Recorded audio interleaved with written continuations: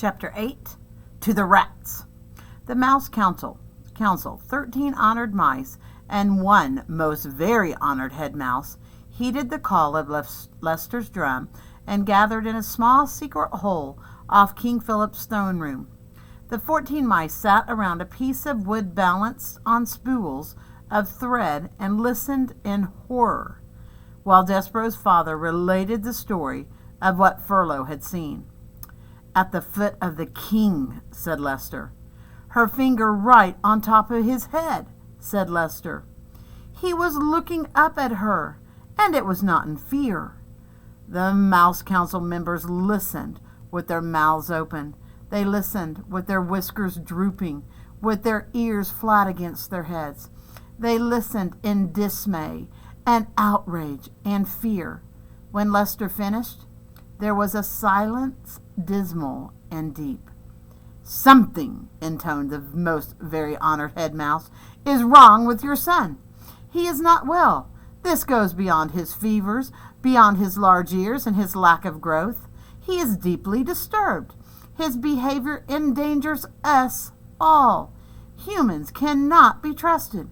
We know this to be an indisputable fact. A mouse who consorts with humans. A mouse who would sit right at the foot of a man.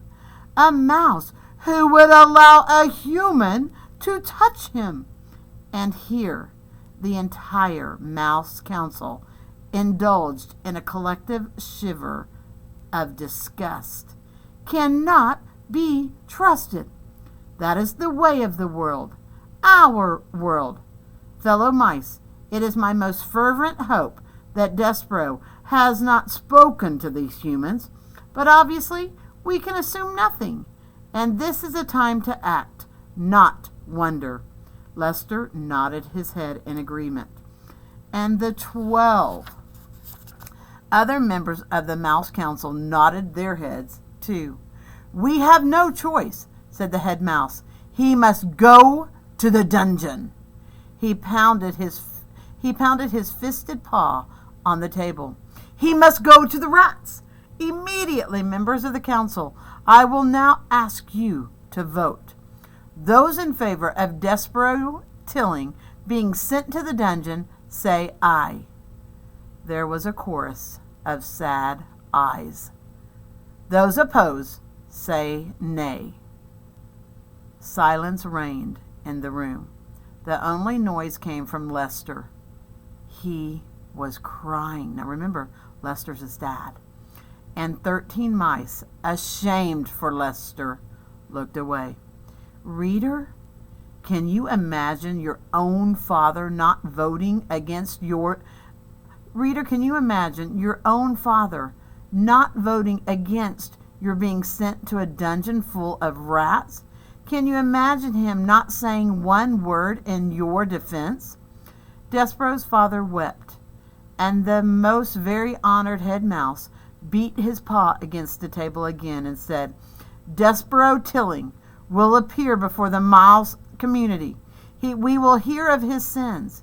He will be given a chance to deny them.